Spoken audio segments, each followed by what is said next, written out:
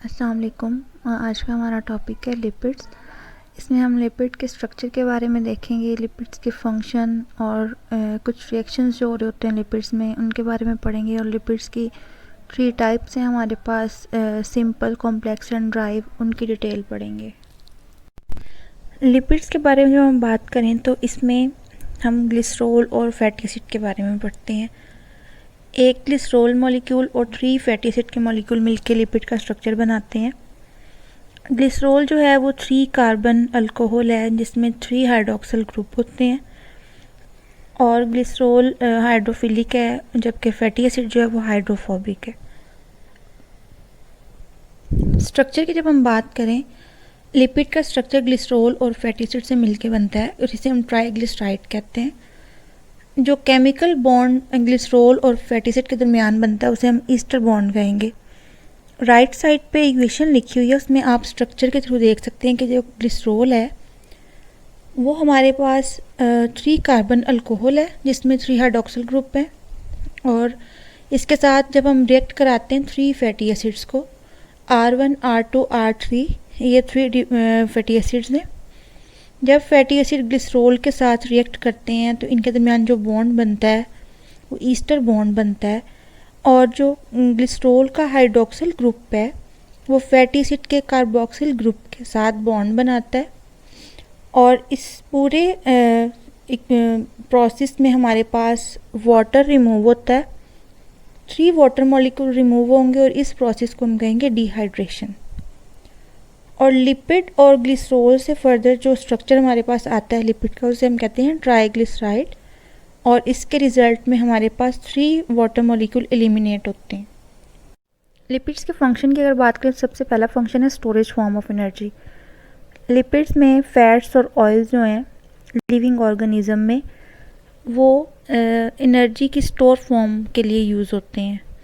मतलब हमारी बॉडी में जब एनर्जी स्टोर होनी हो तो वो फैट्स और ऑयल की फॉर्म में स्टोर हो सकती है। इसके बाद आते हैं स्ट्रक्चरल लिपिड्स। स्ट्रक्चरल लिपिड्स जो होते हैं वो मेजर कंपोनेंट होते हैं मेम्ब्रेन का, जिसमें फॉस्फोलिपिड्स आ जाएंगे, ग्लाइकोलिपिड्स एंड स्टीरोल। कोलेस्ट्रॉल जो कि एक स्टीरोल है वो प्रिकर्सर है बहुत से स्टीरॉयड हार्मोन का, विटामिन डी का और एक इम्पोर्टेंट कंपोनेंट भी है प्लाज्मा मेम्ब्रेन का। लिपिड्स थर्मल इंसुलेटर के तौर पे भी काम करते हैं और जो नॉन पोलर लिपिड्स हैं वो इलेक्ट्रिकल इंसुलेटर के तौर पे भी काम करते हैं न्यूरॉन्स में। इसके अलावा जो लिपिड्स हैं वो इम्पॉर्टेंट कॉन्स्टिट्यूएंट होते हैं हमारी डाइट का, क्योंकि हमारे पास जो फैट सोलबल विटामिन होते हैं या इसेंशियल फैटी एसिड होते हैं वो मोस्टली फैट और नेचुरल फूड में प्रेजेंट होते हैं। इसके अलावा हमारे पास लिपिड्स जो है वो हेल्प करते हैं फैट सोलबल विटामिन की अब्जॉर्प्शन में। फैट सोलबल विटामिन में हमारे पास vitamin A, D, E and K आ जाता है और ये सॉल्वेंट के तौर पे भी एक्ट करते हैं फैट सोलबल विटामिन की ट्रांसपोर्ट में। नेक्स्ट हम देखेंगे लिपिड्स में किस तरह के रिएक्शंस हो रहे होते हैं। सबसे पहला रिएक्शन है हमारे पास स्पोनिफिकेशन। स्पोनिफिकेशन में क्या होता है, फैट्स की या लिपिड्स की आप कह लें कि जो हाइड्रोलिसिस होती है अल्कली के थ्रू, उसे हम कहते हैं स्पोनिफिकेशन। इसमें हमारे पास प्रोडक्ट्स बनती हैं ग्लिसरॉल और अल्कली साल्ट जिसे हम कहते हैं सोप। रिएक्शन में आप देख सकते हैं हमारे पास एक ट्राइग्लिसरॉल है, जब उसकी हाइड्रोलिसिस होगी थ्रू अल्कली और ये स्पोनिफिकेशन का जो प्रोसेस होगा तो उसके रिजल्ट में हमारे पास ग्लिसरॉल आएगा और एक अल्कली साल्ट आएगा फैटी एसिड का जिसे हम सोप भी कह सकते हैं। अल्कली हाइड्रोलिसिस जब होगी तो हमारे पास ग्लिसरॉल और एक अल्कली साल्ट बनेगा। जब एसिड हाइड्रोलिसिस होगी फैट की तो हमारे पास फ्री फैटी एसिड और ग्लिसरॉल बनेगा। सेकेंड हमारे पास जो रिएक्शन है वो है हाइड्रोजनेशन। हाइड्रोजनेशन का जो प्रोसेस है उसमें अनसैचुरेटेड फैट को हम सैचुरेटेड फैट में कन्वर्ट करते हैं in the presence of catalyst, that catalyst is निकल, और इस प्रोसेस को हम हार्डनिंग भी कह सकते हैं। ये जो प्रोसेस है ये कमर्शली वैल्यूएबल है क्योंकि ये यूज़ होता है लिक्विड फैट को सॉलिड फैट में कन्वर्ट करने के लिए। इसकी एक सिंपल एग्जांपल हम ले सकते हैं वेजिटेबल ऑयल की, जिसको हम हाइड्रोजन की प्रेजेंस में और निकल कैटालिस्ट के प्रेजेंस में घी में कन्वर्ट कर सकते हैं। इसमें आप इक्वेशन में स्ट्रक्चर भी देख सकते हैं कि हमारे पास जब अनसैचुरेटेड हाइड्रोकार्बन या फैट्स होती हैं उसको हम सैचुरेटेड हाइड्रोकार्बन में कन्वर्ट करते हैं और इसमें हमारे पास निकल कैटालिस्ट के तौर पे काम करता है। थर्ड रिएक्शन जो हमारे पास है वो है परऑक्सीडेशन। परऑक्सीडेशन का प्रोसेस जो होता है वो फ्री रेडिकल्स की वजह से होता है। लिपिड में जब परऑक्सीडेशन होती है तो उसमें ऑक्सीडेटिव डिग्रेडेशन हो जाती है लिपिड्स की। इस प्रोसेस में फ्री रेडिकल्स सेल मेम्ब्रेन में मौजूद लिपिड से इलेक्ट्रॉन्स लेते हैं और उसके रिजल्ट में सेल को डैमेज कर देते हैं और ये प्रोसेस फर्दर प्रोसीड होता है free radical chain reaction mechanism के थ्रू और इसको कंट्रोल करने के लिए या रिड्यूस करने के लिए ह्यूमन में एंटीऑक्सीडेंट्स का यूज़ किया जाता है। सेल्स में कुछ एंटीऑक्सीडेंट्स होते हैं जिसमें vitamin E, urate, super oxide dismutase है जो लिपिड परऑक्सीडेशन से बचाता है, उसको कम करता है। और कुछ नेचुरली हमारे बॉडी में जो एंटीऑक्सीडेंट होते हैं उसमें विटामिन ई, बीटा कैरोटीन जिसे हम प्रो विटामिन ए भी कहते हैं और ये लिपिड सोलबल हैं और विटामिन सी जो कि वाटर सोलबल विटामिन है, ये सब नेचुरली एंटीऑक्सीडेंट हैं जो हमारी बॉडी में होते हैं और इनकी वजह से हम परऑक्सीडेशन पे लिपिड परऑक्सीडेशन पे कंट्रोल कर सकते हैं या उससे बच सकते हैं। परऑक्सीडेशन जो होती है लिपिड्स की उसकी वजह से फूड में केमिकल चेंज आता है या कोई स्मेल आती है, तो ये सब चीज़ें फूड में तो चेंजिंग लाती है उसके साथ साथ टिश्यू भी डैमेज करती हैं। टिश्यू जब डैमेज होते हैं हमारी बॉडी में उसकी वजह से सेल डैमेज होंगे और सेल डैमेज होने की वजह से हमारी बॉडी में कैंसर के चांसेस भी ज़्यादा हो जाते हैं। फोर्थ रिएक्शन जो हमारे पास लिपिड्स के लिए है वो है रेंसिडिटी। रेंसिडिटी को हम इस टर्म को इस तरह भी रिप्रेजेंट कर सकते हैं कि जब अनप्लेजेंट ऑडर या टेस्ट डिवेल्प होता है नेचुरल फैट्स में तो उसे हम कहते हैं रेंसिडिटी, या हम कह सकते हैं कि रेंसिडिटी की टर्म जो है वो रिप्रेजेंट करती है deterioration of fats and oil जिसके रिजल्ट में अनप्लेजेंट टेस्ट डिवेल्प होता है। डिटेरियोरेशन हम किसे कहते हैं, ये वो एक्शन या प्रोसेस होता है जिसकी वजह से फ़ैट या ऑयल की क्वालिटी, फंक्शनिंग या कंडीशन पे इफ़ेक्ट पड़ता है, उसका टेस्ट ख़राब होता है, उसकी स्मेल ख़राब हो जाती है।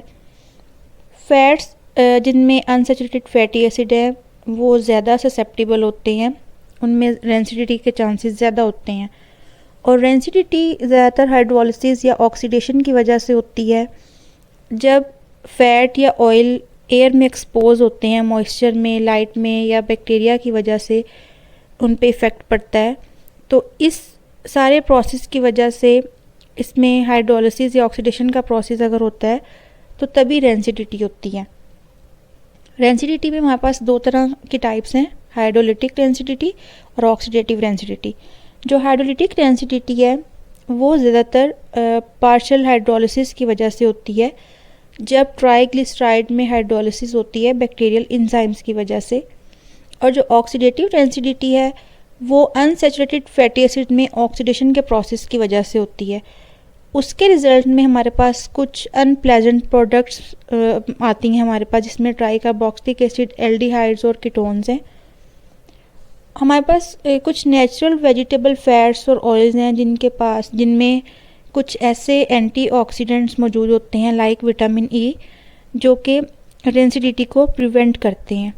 इसलिए हम जो वेजिटेबल फैट्स हैं उनको प्रिजर्व कर सकते हैं लॉन्ग टाइम के लिए, लेकिन एनिमल फैट्स को नहीं कर सकते। उसकी रीज़न यही है कि जो वेजिटेबल फैट्स हैं उनमें ऐसे एंटीऑक्सीडेंट्स मौजूद होते हैं जो रेंसिडिटी को कवर कर लेते हैं या उसको प्रिवेंट करते हैं। नेक्स्ट अब हम देखेंगे लिपिड्स की टाइप्स के बारे में। लिपिड्स की कितनी टाइप्स हैं, बेसिक जो इसकी टाइप्स हैं वो हैं सिंपल स्टोरेज लिपिड्स होते हैं हमारे पास, और इसके अलावा हमारे पास ड्राइव्ड लिपिड्स हैं और कॉम्प्लेक्स लिपिड्स हैं। उनकी अब डिटेल देखेंगे। हमारे पास एक चार्ट है जो लिपिड्स की कुछ मेजर जो क्लासिफिकेशन है उनको शो कर रहा है। सबसे पहले हमारे पास आते हैं सिंपल या स्टोरेज लिपिड्स, जिन्हें हम न्यूट्रल भी कह सकते हैं, न्यूट्रल लिपिड्स भी कह सकते हैं। इसमें हमारे पास ट्राइग्लिसरॉल आ जाएंगे, वैक्सीज आ जाएंगी, और इसके बाद हमारे पास जो स्ट्रक्चरल लिपिड्स हम कह सकते हैं उनको, या फिर कॉम्प्लेक्स लिपिड्स भी कह सकते हैं। उसमें हमारे पास मेजर जो लिपिड्स की टाइप्स हैं वो है फॉस्फोलिपिड एंड ग्लाइकोलिपिड। फॉस्फोलिपिड को फर्दर हमने डिवाइड किया है ग्लिसरोफॉस्फोलिपिड्स और स्फिंगोलिपिड्स में। और जो हमारे पास ड्राइव्ड लिपिड्स हैं उसमें हमारे पास स्टिरोल, कोलेस्ट्रोल वगैरह वो सब आ जाएंगे। इन सब को हम डिटेल में डिस्कस करते हैं। फर्स्ट टाइप जो हमारे पास लिपिड्स की है वो है simple and storage lipids. Simple lipids में हमारे पास जो आते हैं वो they are ester of fatty acids and alcohol. इसमें अल्कोहल का जो हाइड्रोक्सिल ग्रुप है वो फैटी एसिड के कार्बोक्सिलिक ग्रुप के साथ अटैच होता है और उसको लिपिड में कन्वर्ट करता है। फैटी एसिड्स जो सिंपल लिपिड्स में होते हैं उनमें जनरली 18 to 16 कार्बन एटम होते हैं और ये सैचुरेटेड भी हो सकते हैं और अनसैचुरेटेड भी हो सकते हैं। अगर सिंगल डबल बॉन्ड प्रेजेंट होगा, मतलब एक डबल बॉन्ड होगा, तो हम इसे कहेंगे मोनो अनसैचुरेटेड, और अगर दो या ज़्यादा बॉन्ड होंगे तो इसे हम कहेंगे पॉली अनसैचुरेटेड। सिंपल लिपिड्स की जब हम बात करते हैं तो हम अल्कोहल की नेचर की बेस पे इनको दो कैटेगरीज में डिवाइड करते हैं। सबसे पहली कैटेगरी हमारे पास है न्यूट्रल फैट्स, जिन्हें हम ट्राइग्लिसराइड्स भी कहते हैं। ये लिपिड्स अबंडेंट अमाउंट में नेचर में होते हैं और ये फैटी एसिड और ग्लिसरॉल से मिलकर बने होते हैं, इसलिए हम इन्हें कहते हैं they are ester of fatty acid and glycerol, और इनको हम ग्लिसराइड्स भी कह सकते हैं।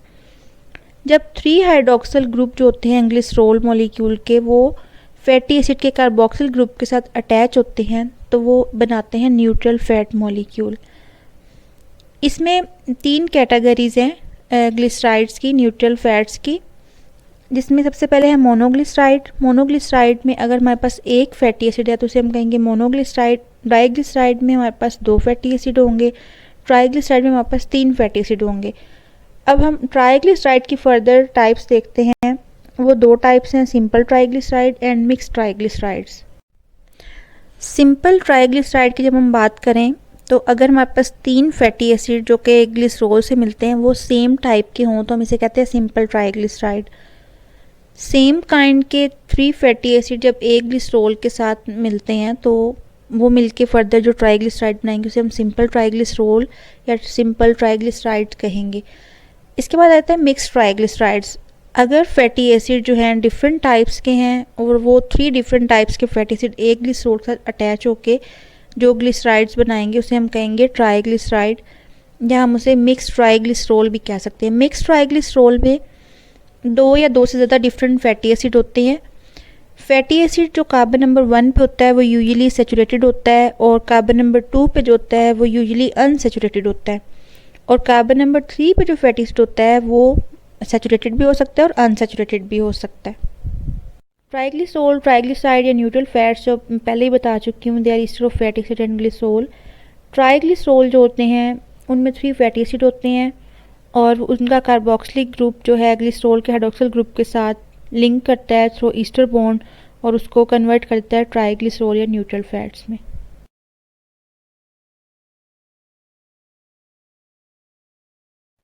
सिंपल लिपिड्स की सेकंड टाइप जो हमारे पास है वो है वैक्सिस। वैक्सिस में हमारे पास फैटी एसिड की चेन होती है और मोनोहाइड्रिक अल्कोहल की एक लॉन्ग चेन होती है। ये दोनों मिलके वैक्सिस का स्ट्रक्चर बनाते हैं।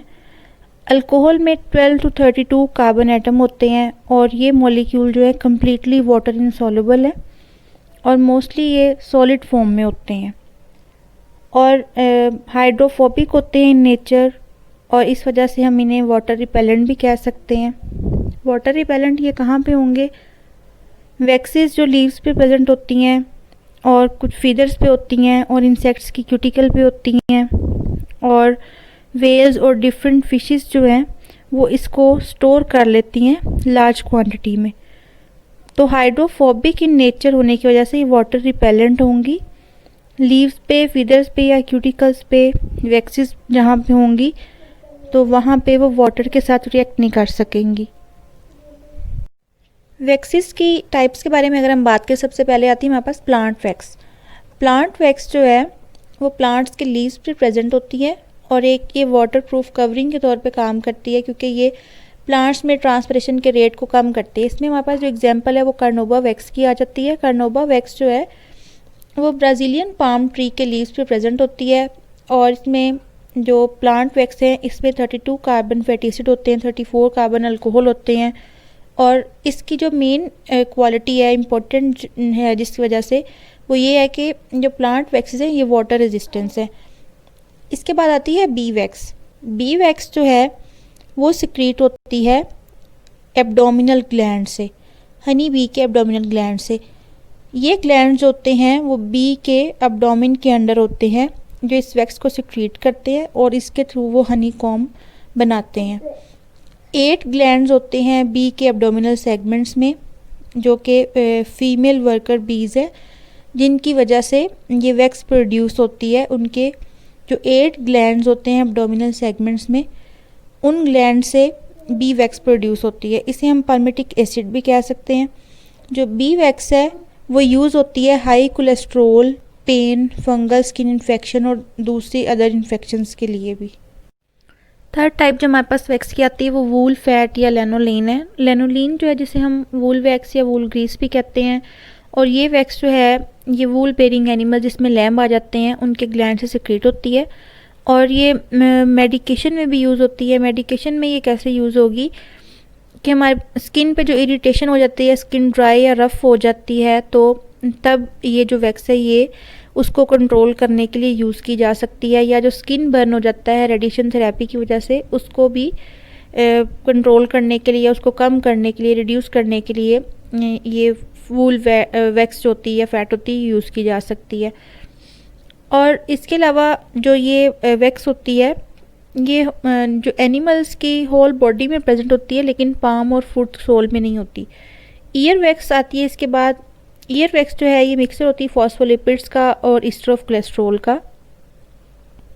इसके बाद नेक्स्ट हमारे पास है स्पर्मेसिटी वैक्स। स्पर्मेसिटी जो है ये एक वैक्सी सब्सटेंस है जो कि प्रेजेंट होता है in the head cavities of sperm whale, और स्पर्मेसिटी जो है वो बनाया जाता है इन स्पर्मेसिटी ऑर्गन इनसाइड व्हेल हेड, और ये मोस्टली यूज़ होता है ऑइंटमेंट्स में, कॉस्मेटिक क्रीम्स में और कैंडल्स में, और इसके अलावा ये इंडस्ट्रियल लुब्रिकेंट्स के तौर पे भी यूज़ होता है।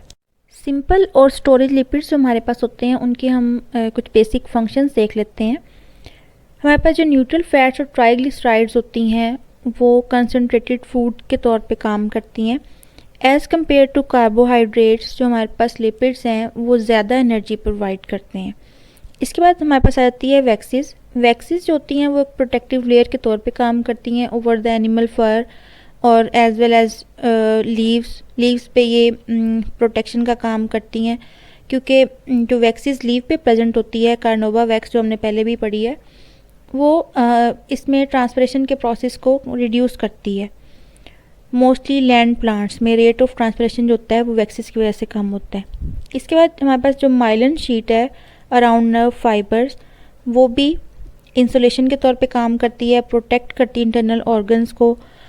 और इसके बाद हमारे पास जो बर्ड्स में ऑयल आ जाते हैं जो उनके ग्लैंड्स के थ्रू बनते हैं, वो क्या काम करते हैं, वो यूज़ होते हैं फीदर को लुब्रिकेट करने के लिए, और उनको प्रोटेक्ट करते हैं उनकी स्किन को वेटिंग से, और इसके अलावा एज ए लुब्रिकेंट वो काम करते हैं।